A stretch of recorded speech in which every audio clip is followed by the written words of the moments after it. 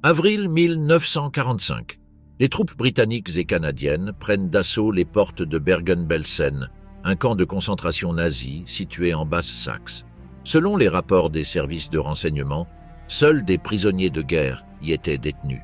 Pourtant, ce qu'ils ont trouvé à l'intérieur, c'était des dizaines de milliers de cadavres en décomposition et de personnes agonisantes, principalement des Juifs. Le camp comptait un personnel de 480 nazis, travaillant comme gardes ou membres de l'état-major du commandant, dont 45 femmes.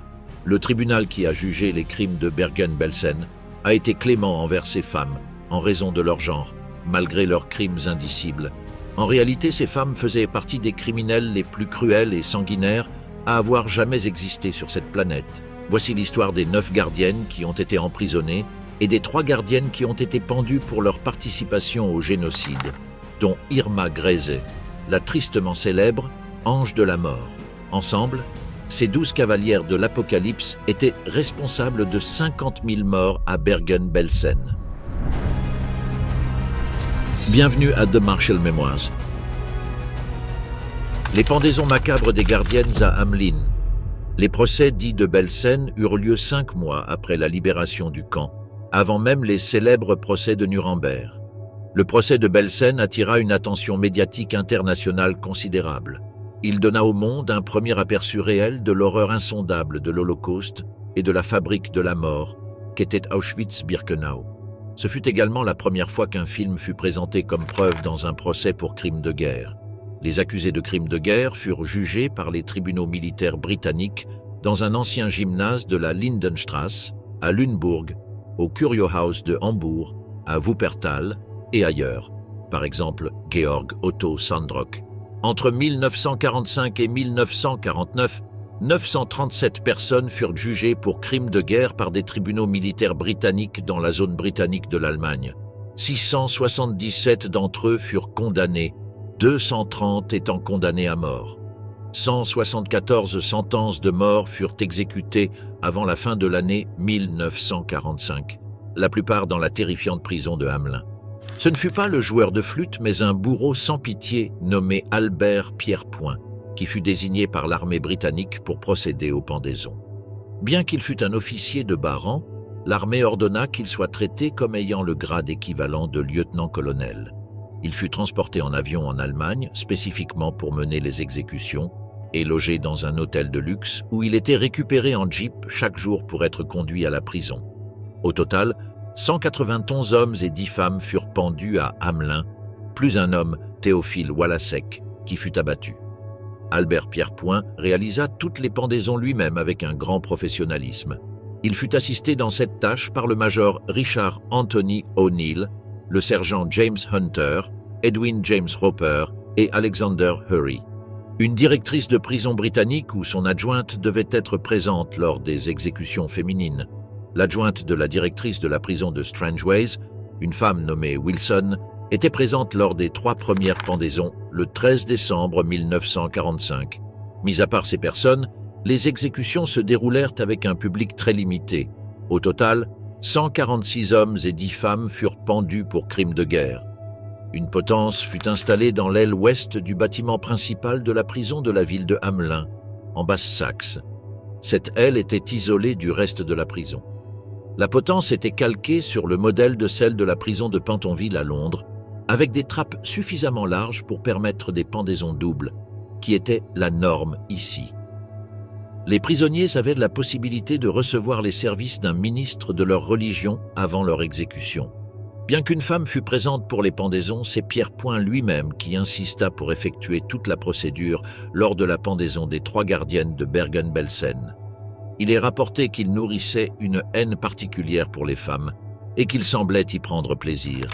Lorsque Irma Grese, la plus jeune femme à avoir jamais été condamnée à mort sous la loi britannique, marcha vers la potence, Pierrepoint était euphorique. Il tenta de placer la cagoule noire sur la tête de Grese, mais elle refusa et tenta violemment de l'enlever. Elle voulait pouvoir regarder Pierrepoint dans les yeux jusqu'à la dernière seconde, mais finalement, les gardes la maintinrent pendant que le bourreau lui plaça la cagoule. Certains témoins affirmèrent même qu'il lui aurait donné une gifle, mais cela n'est pas confirmé dans le rapport écrit. Ce qui est confirmé, c'est que Grese âgé de 22 ans à l'époque, cria « Schnell », signifiant « vite », en attendant que Pierre Point actionne le levier. Mais ce ne fut pas une mort rapide. Pierre Point, bourreau expérimenté depuis plus de 15 ans, plaça mal le nœud sur le cou de Grèze, ce qui provoqua une mort lente par strangulation, plutôt que par rupture du cou. Tous les témoins purent constater que cela fut fait volontairement, à cause du mépris que Pierre Point éprouvait envers la jeune ange de la mort.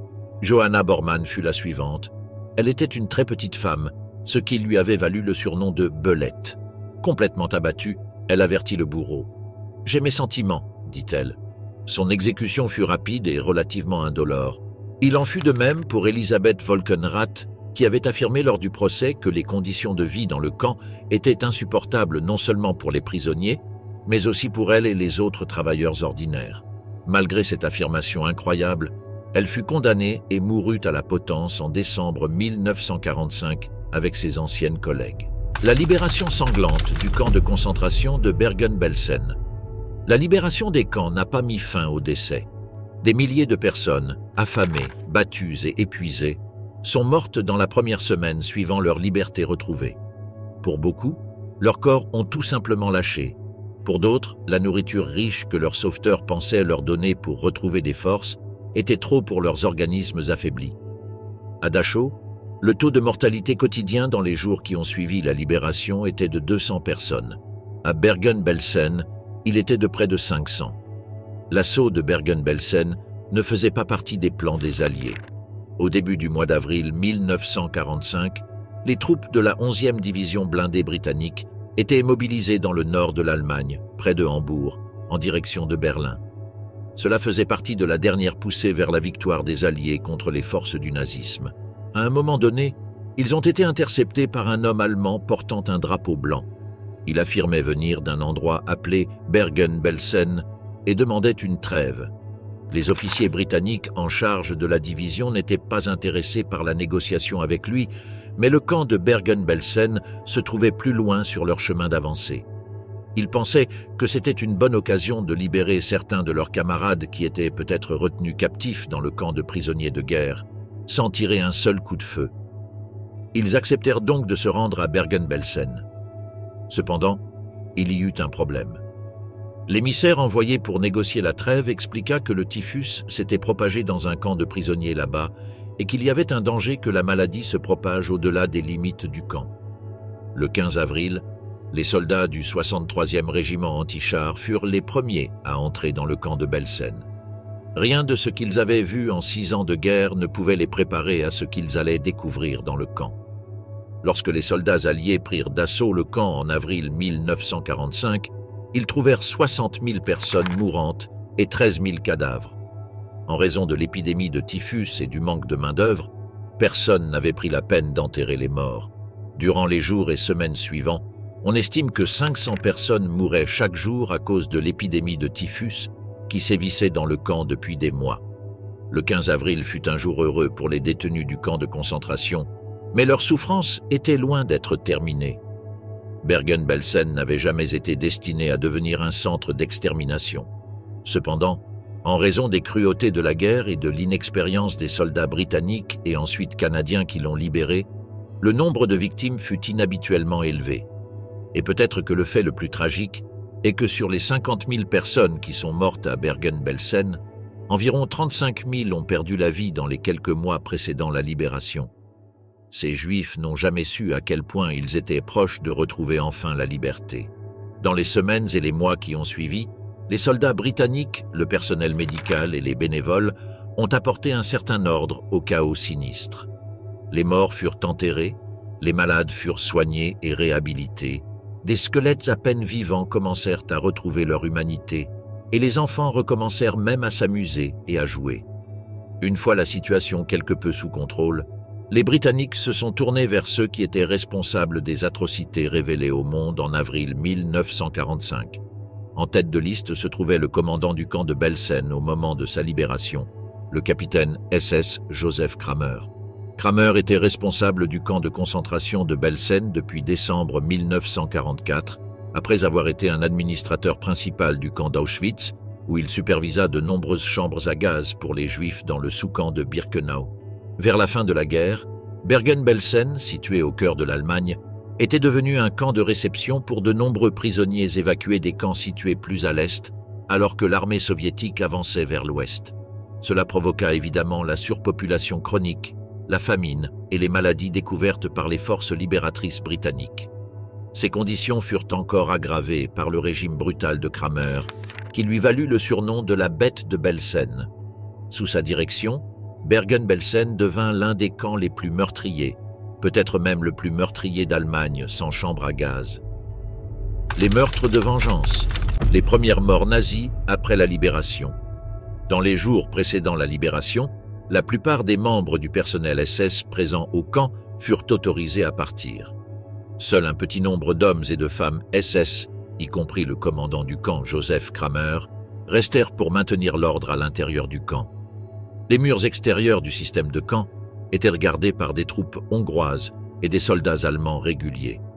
Incroyablement, certains de ces Allemands furent ensuite autorisés à retourner sur le front allemand par les Britanniques. Comme les Britanniques manquaient de main-d'œuvre pour contrôler le camp et aider les détenus, ils permirent aux Hongrois de continuer à assurer la sécurité. Et seul le commandant Joseph Cramer fut arrêté. Cela s'avéra être une grande erreur, car la situation devint confuse pour les prisonniers eux-mêmes. À leurs yeux, il semblait qu'au début, la seule chose qui avait changé était qui contrôlait le camp. Désormais, les Britanniques étaient aux commandes, mais au lieu de libérer les Juifs, ils les maintenaient dans leur baraquement, sous la surveillance des mêmes personnes qui les avaient torturés pendant des années. L'un des premiers jours après la libération, des gardes SS et Hongrois tirèrent et tuèrent certains des prisonniers affamés qui tentaient de voler des provisions alimentaires dans les entrepôts. Après ce bain de sang, les Britanniques réalisèrent qu'ils devaient prendre activement le contrôle de la situation à l'intérieur du camp. Ils luttèrent pour fournir des soins médicaux d'urgence, des vêtements et de la nourriture, ce qui provoqua de nombreux décès qui auraient pu être évités. Cependant, les gardes SS n'étaient pas les seuls à exercer la violence sous la supervision laxiste des Britanniques.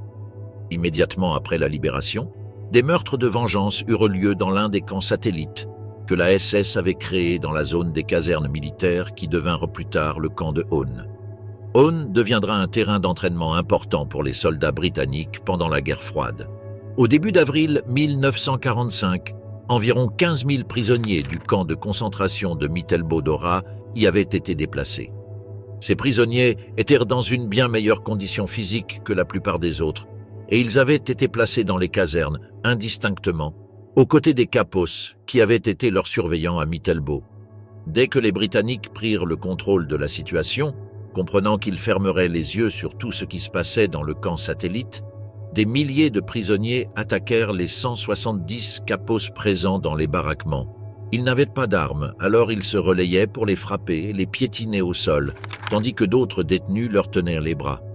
Telle était la haine contre ces prisonniers qui avaient agi en tant que gardiens pour les nazis que, lorsque les autorités britanniques pénétrèrent dans les baraquements pour voir ce qui se passait, tout ce qu'ils trouvèrent étaient des mares de sang et des amas informes, impossibles à identifier comme étant humains. Le 20 avril, le camp fut attaqué par 4 avions de chasse allemands, probablement alertés de leur position par les soldats allemands qui avaient été autorisés à retourner sur le front par les Britanniques. À la suite de cette attaque, 3 ambulanciers britanniques périrent et l'approvisionnement en eau du camp fut endommagé, provoquant encore plus de décès dus à la déshydratation. Dans les jours qui suivirent, les prisonniers survivants furent désinfectés et transférés dans un camp de l'armée de Panzer allemande à proximité, qui devint le camp de personnes déplacées de Bergen-Belsen. En l'espace de 4 semaines, près de 29 000 survivants furent transférés dans ce camp. Avant cette remise des lieux, la SS avait réussi à détruire les dossiers administratifs du camp, éradiquant ainsi la plupart des preuves écrites. Les Britanniques forcèrent les anciens membres du personnel SS à aider à enterrer les milliers de cadavres dans des fosses communes. C'était la même tâche que la SS avait demandé aux détenus de faire encore et encore par le passé. Les Britanniques le savaient et donnèrent au personnel SS le même traitement qu'ils avaient donné aux prisonniers juifs et polonais auparavant. Les SS reçurent des rations de famine, ne furent pas autorisés à utiliser des gants ou des vêtements de protection et furent continuellement harcelés et menacés pour s'assurer qu'ils ne s'arrêtent pas de travailler. Certains corps étaient si décomposés que les bras et les jambes se détachèrent du torse. En 2 mois, 17 membres du personnel moururent du typhus après avoir été forcés de manipuler les corps sans protection. Un autre se suicida et 3 autres furent abattus par des soldats britanniques après avoir tenté de s'échapper. Albert Pierrepoint, le bourreau impitoyable de l'armée britannique. Contrairement à l'armée américaine, après les procès de Nuremberg, les Britanniques avaient décidé de confier la tâche importante d'exécuter les nazis à quelqu'un ayant une grande expérience. Un homme nommé Albert Pierrepoint fut sélectionné, ayant été bourreau pour l'armée britannique pendant 15 ans, d'abord comme assistant, puis comme exécuteur principal. Au cours de sa carrière de 25 ans, il exécuta 600 personnes. Albert Pierrepoint venait d'une famille de bourreaux. Son père, Henri, et son oncle Thomas avaient été exécuteurs avant lui. Henri Pierrepoint avait même écrit plusieurs lettres au ministère de l'Intérieur à Londres, demandant à être nommé l'un des exécuteurs du roi d'Angleterre. Il fut finalement inscrit sur la liste des exécuteurs en 1901 et en 1905, il était considéré comme le bourreau principal de toute la Grande-Bretagne. Henri Pierrepoint fut finalement retiré de la liste officielle des bourreaux en 1910, après s'être présenté à son travail dans un état d'ébriété. Au cours de sa carrière de 10 ans, il participa à plus de 100 pendaisons. Son fils, Albert Pierrepoint, surpassa largement ce chiffre. Il savait dès son plus jeune âge qu'il voulait devenir bourreau comme son père et son oncle et fut engagé comme assistant exécuteur en septembre 1932 à l'âge de 27 ans.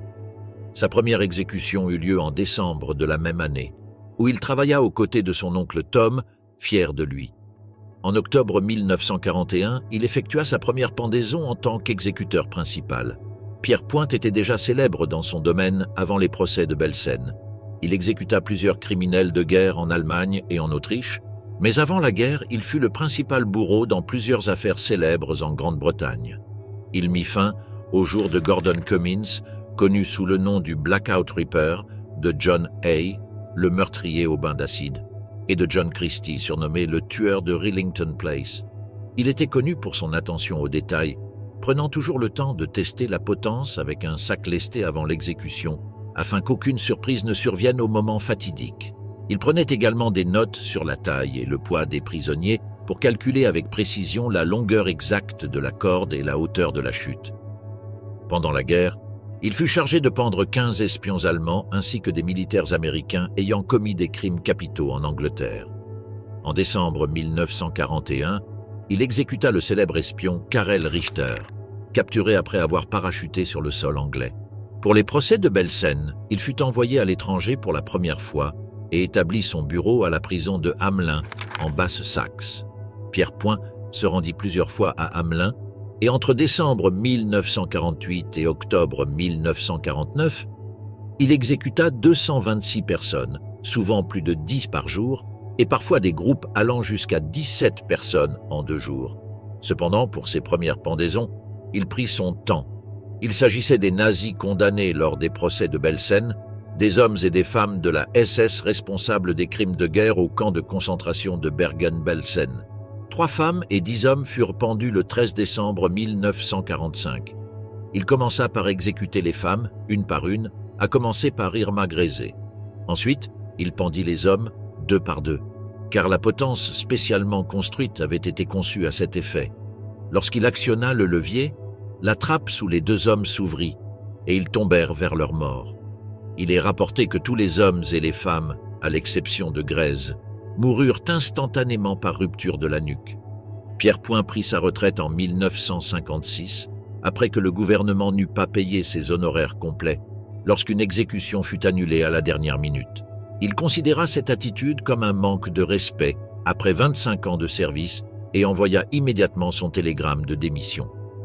Les dernières années de sa vie furent passées à gérer un pub avec sa femme dans la ville de Southport, près de Liverpool. Il mourut le 10 juillet 1992, à l'âge de 87 ans, dans la maison de retraite où il avait passé les 4 dernières années de sa vie. Irma Grese. La hyène d'Auschwitz devient l'ange de la mort. Irma Grese gagna de nombreux surnoms au cours de sa courte mais cruelle carrière. Elle était crainte à la fois par les prisonniers et par les gardiens, qui l'appelaient la Belle Bête. en raison de sa beauté peu conventionnelle. Après tout, elle n'avait que 19 ans lorsqu'elle devint gardienne à Auschwitz. Rapidement, elle devint connue sous le nom de la hyène d'Auschwitz, puis plus tard, la salope de Belsen.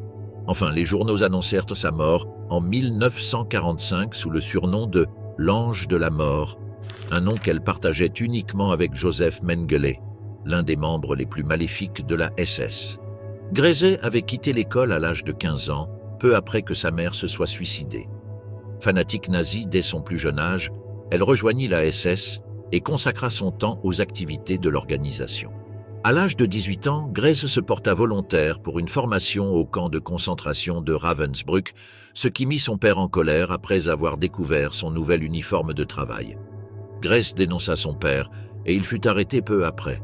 À cette époque, elle se rendit compte qu'elle aimait le sentiment de pouvoir qu'elle éprouvait en forçant les gens à obéir à sa volonté. À Ravensbrück, sa seule pensée était de devenir enfin une gardienne à plein temps dans un camp de concentration. L'opportunité se présenta en 1942, lorsqu'elle fut enfin nommée gardienne à Ravensbrück. Elle était arrivée en avril 1941, mais on lui avait dit de revenir 6 mois plus tard, une fois qu'elle aurait 18 ans. En raison de ses bonnes performances, elle fut transférée à Auschwitz au début de 1943, où elle fut mise en charge de 18 000 prisonnières. Il y avait environ 2500 gardiennes dans tous les camps nazis, mais Grese était sans aucun doute la pire d'entre elles. Elle ne voyait pas son travail dans les camps uniquement comme un moyen de satisfaire ses désirs sadiques, mais aussi sexuels. Irma commença à avoir des relations intimes avec des officiers SS masculins à Ravensbrück. Les relations sexuelles entre SS et prisonniers étaient strictement interdites. Mais les relations entre SS de sexes opposés étaient encouragées. Selon des témoins, toutes les gardiennes, mariées ou non, avaient un ou plusieurs amants SS constants. Il fallait généralement 1 mois pour former une gardienne SS à son plein potentiel de sadisme. Grese fut formée en 3 semaines. Elle avait l'impression d'avoir atteint un jalon majeur dans sa vie à ce moment-là. La brutalité faisait partie du système des camps de concentration, mais les excès sadiques de Grese, en termes de perversions sexuelles et de brutalité, étaient pour la plupart rares. La majorité des gardiennes n'étaient pas cruellement brutales. Grese participait au passage à tabac des détenus à Ravensbrück, et cela faisait simplement partie de sa formation. Elle gagnait 54 Reichsmark par mois, beaucoup moins que ses collègues. À Ravensbrück, elle fut formée sous la direction de Theodora Binz, une sadique notoire. Binz continua de servir à Ravensbrück pendant toute la guerre. Elle avait commencé sa carrière en septembre 1940 et devint surveillante en chef de la SS en 1943. Elle occupa ce poste jusqu'à la fin de la guerre et elle fut finalement condamnée à être pendue le 2 mai 1947 à Hamelin, au même endroit où sa disciple fut pendue 2 ans plus tôt. Grese devint tristement célèbre dans son rôle de gardienne et est rappelée par de nombreux survivants comme portant de grosses bottes et étant armée d'un fouet et d'un pistolet. Chaque témoignage de survivants fait référence à ces 3 objets sadiques pour lesquels Grese était tristement célèbre. Elle utilisait son fouet et son pistolet pour punir les détenus pour la moindre infraction aux règles du camp et aimait fouetter les femmes à la poitrine avec son fouet. Beaucoup de ces femmes développèrent des infections au sein causées par l'extrémité en fil de fer tressé de son fouet en cellophane. Une détenue fut appelée par Grese pour opérer ces femmes avec un couteau non stérilisé, sans anesthésie disponible pour ces opérations. Les femmes hurlèrent de douleur. Grese employait également 1 ou 2 gros chiens comme partie de son règne brutal dans le camp pour femmes de Bergen-Belsen. Les survivants se souviennent d'elle se déplaçant en vélo à travers le camp, avec un chien à ses côtés, accompagnant les détenus lors de leur trajet de travail de 16 km. Si elle ne pouvait pas suivre le rythme de la colonne, elle ordonnait à son chien de les attaquer sans pitié. Elisabeth Volkenrath décidait qui vit et qui meurt. Moins vicieuse qu'Irma Grese et son aîné de 4 ans, Elisabeth Volkenrath, l'une des gardiennes pendues à Hamelin, n'était cependant pas une simple employée de camp. Sa carrière commença en octobre 1941, en tant que gardienne au camp de concentration de Ravensbrück. C'est là qu'elle rencontra Irma Grese, qui deviendrait sa supérieure à Auschwitz puis à Bergen-Belsen. Volkenrath fut envoyée à Auschwitz au début de 1942, sans pour autant obtenir de promotion. Elle n'avait tout simplement pas fait preuve du même niveau de sadisme qu'Irma Grese, raison pour laquelle cette dernière devint sa supérieure. À Auschwitz, Volkenrath rencontra son futur mari, un chef de bloc SS nommé Heinz. Ensemble, ils devinrent un couple mortel. Heinz et Elisabeth participèrent activement à la sélection des personnes envoyées dans les chambres à gaz à Auschwitz, que ce soit dans les sections masculines ou féminines du camp de la mort. Volkenrath finit par acquérir une réputation de meurtrière de juifs à Auschwitz, ce qui lui valut une promotion au poste de surveillante en chef de toutes les sections féminines du camp. Elle occupa ce poste jusqu'à la libération du camp par les Alliés, moment où elle s'enfuit pour être envoyée à Bergen-Belsen, au cœur de l'Allemagne. Là-bas, elle continua à tuer, cette fois par la faim et le refus de soins médicaux, au lieu des gazages.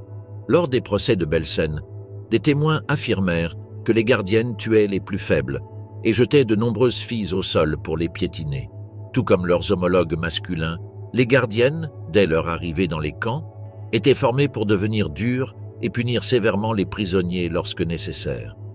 Beaucoup s'étaient accoutumés à battre et à frapper les prisonniers, parfois jusqu'à la mort avec leurs bottes, des bâtons, des matraques, et dans le cas d'Irma Grese, avec un fouet en cellophane. Volkenrath n'avait pas de fouet, mais elle portait un pistolet partout où elle allait dans le camp. Lorsqu'elle témoigna durant les procès de Belsen, Elisabeth Volkenrath déclara qu'elle avait participé aux tortures. Par exemple, elle obligeait les prisonniers à maintenir leurs mains au-dessus de leur tête pendant de longues périodes. Ceux qui les baissaient recevaient des coups. Cependant, elle affirmait que cela se faisait toujours sur ordre d'autres personnes. Selon elle, elle ne pouvait désobéir à ces ordres sous peine d'être punie ou emprisonnée. Comme d'autres prisonniers l'ont fait pendant les procès, Volkenrath avoua avoir participé à la torture des détenus, mais elle ne se sentait pas entièrement responsable de ses actions. De plus, elle tenta de sauver la mise à d'autres. Elle affirma lors du procès qu'elle avait parlé plusieurs fois au commandant, l'informant de ce qui se passait dans le camp. Elle prétendit lui avoir demandé pourquoi les prisonniers n'avaient pas plus de nourriture, et on lui répondit que les voies ferrées avaient été bombardées, rendant impossible l'acheminement des vivres. Au cours des derniers mois à Belsen, Volkenrath fut chargé de la maison de bain des prisonnières. Il n'y avait pas de charbon disponible, donc chaque prisonnière devait prendre un bain froid et s'habiller rapidement. Celles qui ne s'habillaient pas assez vite étaient punies par des coups. Encore nues et mouillées dans l'eau froide, les filles étaient battues avec des bâtons dans la neige froide jusqu'à ce qu'elles ne réagissent plus.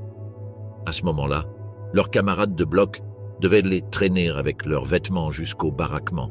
Le travail d'Elisabeth Volkenrath à Bergen-Belsen fut très court mais sanglant. Elle jetait des prisonnières dans les escaliers, les frappait contre les murs et les battait sans pitié. Volkenrath arriva à Bergen-Belsen le 5 février 1945 et fut nommée surveillante en chef. Elle tomba malade quelques jours après avoir commencé son nouveau travail et fut envoyée à l'hôpital. Elle ne put reprendre le travail pendant plus d'un mois. Lorsqu'elle revint, elle tenta de rattraper le temps perdu. Volkenrath fut plus tard accusée de crimes horribles et cauchemardesques, tant à Auschwitz qu'à Bergen-Belsen. De la torture à la participation aux sélections, elle affirma fermement qu'elle n'avait pris part à aucune de ces atrocités. Elle affirma lors de son procès qu'elle se contentait d'observer et de maintenir l'ordre. Grâce aux témoignages de témoins oculaires, elle fut finalement inculpée pour des crimes atroces et délibérés. Juana Bormann, un instrument de torture sadique. Juana ou Johanna Bormann est née le 10 septembre 1893 dans la ville de Birkenfeld, en Prusse orientale. Elle ne s'est jamais mariée. Lors de son procès, Bormann déclara qu'elle avait rejoint la SS uniquement pour gagner plus d'argent, mais ses actions laissent également penser qu'elle était extrêmement seule, amère et probablement à la recherche de quelque chose qui donnerait un sens à sa vie, ce que la SS lui offrit. Bormann était aussi beaucoup plus âgée que nombre d'autres gardiennes. À plus de 50 ans au moment de son arrestation, elle n'était pas une femme attirante et, du moins sur les photos de son procès, ne correspondait pas à l'idéal féminin nazi, contrairement à la blonde aux yeux bleus, Irma Grese. Avant d'être employée comme gardienne, Bormann avait travaillé dans un asile d'aliénés, où elle ne gagnait que 20 marks par mois. Des preuves suggèrent qu'elle avait été impliquée dans le programme T4, destiné à l'euthanasie des malades mentaux. Selon son témoignage, Bormann rejoignit la SS en tant qu'employé civil en mars 1938, afin d'augmenter ses revenus. Une fois dans le système des camps, elle gagna plus de 150 marks par mois, un montant bien supérieur à ce qu'elle avait pu gagner dans ses emplois précédents. Elle fut initialement affectée à Ravensbrück comme aide cuisinière puis devint gardienne. À ce poste, elle se fit rapidement connaître pour sa cruauté et son penchant pour la violence, souvent exercée à travers son chien. Le 15 mai 1943, Bormann fut affectée à Auschwitz. Là-bas, elle participa probablement aux sélections de prisonniers pour le docteur Joseph Mengele, le tristement célèbre médecin nazi responsable de certaines des expériences médicales les plus horribles de l'Holocauste. Cependant, Bormann nia ces accusations lors de son procès. Elle fut ensuite envoyée au détachement de Birkenau, où elle resta jusqu'en décembre 1943. Une autre affectation la conduisit à Budi, un autre détachement de Birkenau. À Birkenau, Bormann fut affectée à un commando et participa aux sélections, bien qu'elle ait nié ces faits lors de son procès. Elle fut finalement envoyée à Bergen-Belsen, où, selon ses propres dires, elle fut chargée de s'occuper des ports du camp. Elle utilisa son statut pour se livrer à des abus barbares, notamment des passages à tabac, des coups de fouet et des tortures sauvages contre des prisonniers qui tentaient de voler la nourriture des porcs. Les chiens lui permettaient d'exprimer son pouvoir sur les innocents.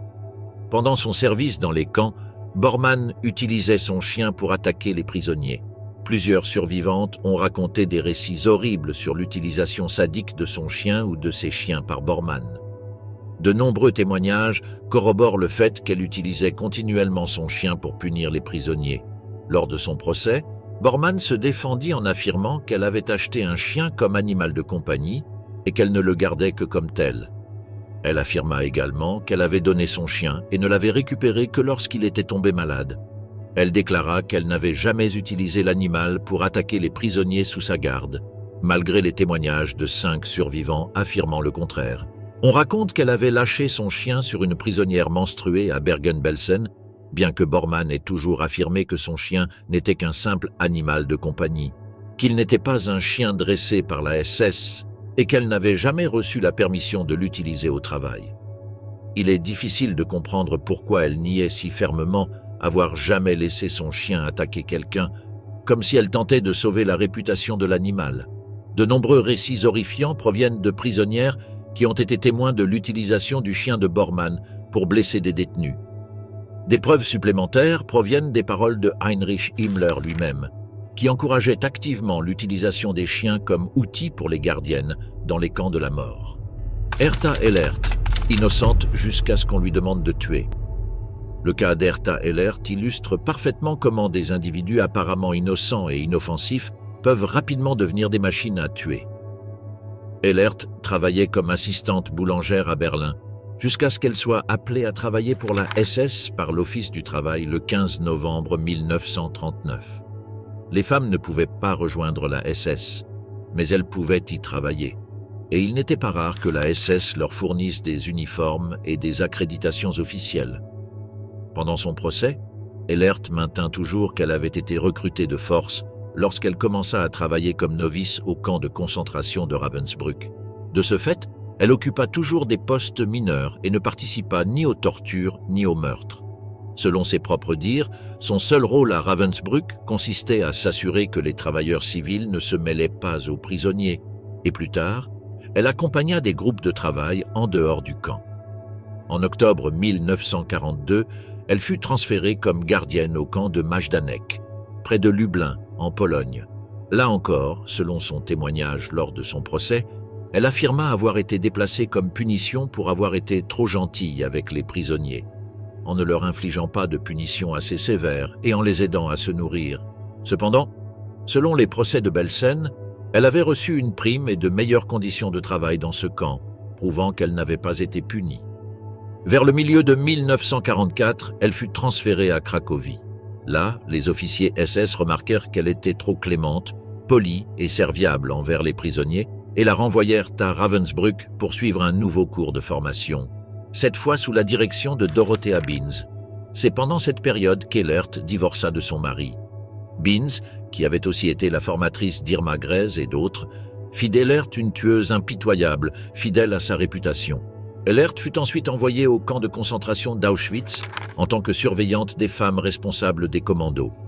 Plus tard, elle servit comme gardienne au sous-camp d'Auschwitz à Reichskow, en Pologne, avant d'être transférée au camp de concentration de Bergen-Belsen, où elle devint surveillante adjointe sous les ordres directs d'Elisabeth Volkenrath et d'Irma Grese.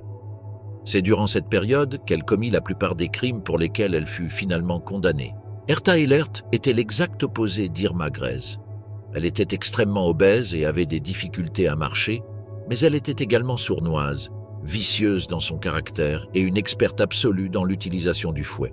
Au début, elle n'était pas en charge des prisonniers, étant simplement responsable de la cuisine. À travers une petite fenêtre, elle espionnait les femmes juives pendant qu'elles épluchaient des pommes de terre ou des oignons, lavait la vaisselle et faisait d'autres tâches nécessaires à la cuisine. Une fois, Ehlert ordonna même aux femmes de se déshabiller complètement pendant qu'elles travaillaient. Une fois nues, Ehlert les fouilla minutieusement, probablement à la recherche de bagues, d'argent, de montres et d'autres objets de valeur. Elle resta à son poste jusqu'à la liquidation finale du camp de Cracovie. Quelques jours avant la libération, elle fut envoyée en marche de la mort avec des milliers de prisonniers, et elle finit par atteindre Bergen-Belsen, où elle travailla pendant les derniers mois de la guerre. Lorsque l'armée britannique libéra le camp de Belsen, Ehlert fut arrêtée et jugée lors des procès de Belsen. Pendant son procès, Ehlert fut interrogée sur des accusations de vol, de mauvais traitement et de meurtre qu'elle nia en bloc. Cependant, plusieurs témoins oculaires affirmèrent avoir subi des tortures et des coups de sa part.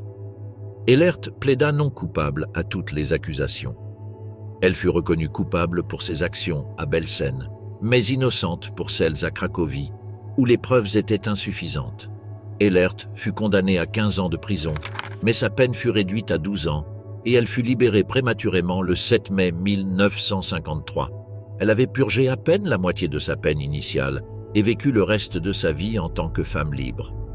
Herta Both, comment échapper au meurtre? Herta Both est née le 8 janvier 1921 à Tetero, en Mecklembourg. Elle atteignit l'âge adulte au moment de la montée en puissance du parti nazi. Peu de choses sont connues sur sa classe sociale ou sa vie familiale. Il est possible qu'elle ait eu des problèmes d'alphabétisation et qu'elle ait vu dans le travail pour la SS une opportunité d'ascension socio-économique. Both occupa divers emplois, notamment comme domestique, avant de décider de suivre une formation d'infirmière. Sa formation dura très peu de temps, jusqu'à ce qu'elle commence à travailler dans le système des camps. En octobre 1942, Both fut recrutée pour travailler comme surveillante à Ravensbrück. Pendant sa formation, elle apprit à gérer un commando. Elle y resta plus d'une semaine avant d'être envoyée à Stutthof, près de Danzig. Elle y resta 2 ans, jusqu'en juillet 1944, lorsqu'elle fut envoyée à Bromberg. Après 6 mois, en janvier 1945, elle fut forcée d'évacuer la région avec le reste du personnel du camp. Both, accompagnée d'autres membres du personnel nazi, marcha pendant 6 semaines jusqu'à atteindre Bergen-Belsen. À Bergen-Belsen, Both travailla d'abord à la maison des bains, avant d'être affectée au commando du bois, où elle supervisait environ 60 prisonniers. Des hommes et des femmes étaient utilisés comme esclaves dans le commando du bois, et Both faisait partie des rares surveillantes affectées à ce poste, aux côtés d'un gardien SS masculin. Elle nia lors de son procès avoir porté des armes pour contrôler les prisonniers, mais elle admit avoir utilisé ses mains pour gifler ceux qui tentaient de voler. Cependant, plusieurs survivants témoignèrent qu'elle avait tiré sur des prisonniers pour s'amuser, alors qu'ils transportaient leurs maigres rations alimentaires. Une partie de ses fonctions consistait à s'assurer que le bois était livré à la cuisine et à d'autres zones du camp où il était nécessaire.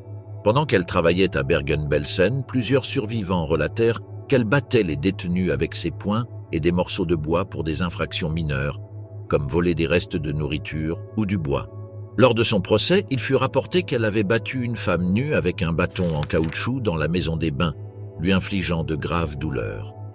Both admit qu'elle avait frappé ou giflé des prisonniers pour vol, mais nia avoir utilisé une force extrême ou des objets autres que ses mains pour les punir. Sa stratégie lors du procès comme pour certaines des autres gardiennes, consistait à nier sa participation au meurtre et à affirmer qu'elle ne faisait que suivre les ordres. Elle affirma à plusieurs reprises qu'elle avait été ordonnée de faire tout ce qu'elle avait fait, mais qu'elle n'avait parfois pas suivi les ordres lorsqu'ils étaient trop sévères pour les prisonniers. Un survivant affirma que Bot avait battu à mort une juive hongroise nommée Eva avec un bloc de bois pour des raisons inconnues, et un autre témoin déclara l'avoir vu tirer dans le dos de 2 prisonniers, là encore sans raison apparente. Sa défense rappela au tribunal que plusieurs témoins avaient également affirmé que Bot ne portait jamais de pistolet, mais d'autres témoignages disaient le contraire. Bot aurait également battu une femme pour avoir volé des épluchures de navets, un passage à tabac si violent que la femme en mourut. Après avoir réalisé qu'elle était morte, Bot aurait ordonné à des prisonnières de se débarrasser du corps. Bot n'admit lors de son procès que des vols avaient eu lieu dans son commando, mais elle affirma que la seule punition qu'elle infligeait était une gifle légère et qu'elle essayait ensuite de récupérer les objets volés. Son avocat plaida que Bot n'avait que 24 ans lorsqu'elle fut capturée et qu'elle avait commencé à travailler à Bergen-Belsen alors que les conditions du camp étaient déjà désastreuses. Son avocat fit valoir que Bot ne pouvait être tenu responsable des conditions du camp. Cela convainquit les autorités et il fut longuement débattu de savoir si elle devait être condamnée ou non. Finalement, il fut décidé qu'elle purgerait une peine de 10 ans de prison, mais elle fut libérée le 21 décembre 1951. Irène Haschke, tueuse de sang-froid et cuisinière. Peu de choses sont connues à propos d'Irène Haschke, hormis le fait qu'elle a travaillé quelques mois dans les cuisines de Bergen-Belsen. Apparemment, elle avait travaillé dans une usine textile pendant la majeure partie de la guerre, avant d'être recrutée par la SS en 1944 pour travailler dans les camps en tant que gardienne. Elle avait alors 23 ans. Malgré sa courte participation aux crimes commis à Bergen-Belsen, son nom a été mentionné par plusieurs témoins. De nombreux témoignages rapportent qu'Haschke aimait renverser la soupe des prisonniers et refusait de leur en donner une autre ration, les obligeant ainsi à attendre le repas suivant pour avoir quelque chose à manger ou à boire. Lorsqu'elle n'était pas dans la cuisine, elle se promenait dans le camp avec un bâton en caoutchouc, frappant fréquemment les filles sans raison apparente. Environ 14 jours avant la libération, une femme est allée chercher de l'eau dans une citerne à Belsen et Haschke la poussa dans l'eau. La femme se noya et Haschke ordonna à 2 autres filles de la repêcher et de l'enterrer dans un terrain voisin. Il est important de noter qu'Haschke n'avait aucune fonction liée à la répression des détenus. Elle devait seulement superviser le travail effectué dans les cuisines 2 et 3 du camp. Tout ce qu'elle faisait était de son propre chef. Elle exprimait fréquemment sa rage contre les prisonniers, que ce soit dans la cuisine ou ailleurs. Et ces derniers étaient particulièrement effrayés par ces accès de violence, précisément parce qu'ils étaient imprévisibles. Elle commençait simplement à battre des prisonniers quand cela lui plaisait, sans aucune raison. Faire du mal à des personnes sans défense était pour elle une sorte de divertissement. Lors de son procès, elle admit avoir battu des prisonniers qui renversaient leur soupe, salissant ainsi le sol de la cuisine. Elle affirma également que la plupart des crimes dont elle était accusée avaient en réalité été commis par ses 2 supérieurs masculins, Karl Francio et Nicolas Jenner, les 2 chefs cuisiniers. Cependant, la majorité des témoignages l'identifiaient comme la principale responsable et elle fut donc condamnée à 10 ans de prison. On ne sait rien de la vie d'Haschke après sa libération en 1951. Elle n'avait apparemment ni famille ni résidence permanente à cette époque. Les services de renseignement britanniques étaient connus pour ne pas suivre de près les nazis libérés, dont beaucoup continuaient à professer les mêmes idées des décennies après la fin de la guerre. Le cas d'Haschke est similaire à celui d'Herta Ehlert. 2 femmes qui n'avaient jamais fait de mal à une mouche furent placées dans une machine destinée à ne causer que douleur et mort, et elles exécutèrent exactement ce qu'on attendait d'elles. Aucune d'entre elles n'a exprimé de regret pour ce qu'elles avaient fait, ni de sympathie pour leurs victimes. Pour elles, ces prisonniers étaient destinés à mourir tôt ou tard, des victimes jetables sans avenir ni droit. Qu'elles aient agi sur ordre direct ou de leur propre initiative, elles ont commis certains des pires crimes connus de l'humanité et ont payé le prix de leurs actes. Toutes les femmes mentionnées ici ont provoqué un nombre incalculable de morts et d'immenses souffrances pour des dizaines de milliers de personnes, malgré leurs affirmations selon lesquelles Elles ne faisaient que suivre les ordres. Les témoignages glaçants de centaines de victimes lors des quelques mois des procès de Belsen ont permis d'établir leur culpabilité. Elles ont reçu une juste punition. Les moins coupables ont écopé de 10 ans de prison, tandis que les meurtrières les plus notoires et vicieuses furent pendues dans la prison de Hamelin. Irma Grese, la salope de Belsen, Elisabeth Volkenrath, la sadique épouse SS, et Juana Bormann, qui utilisait son chien pour torturer et tuer des prisonniers, méritaient toutes de connaître une fin aussi obscure et tragique.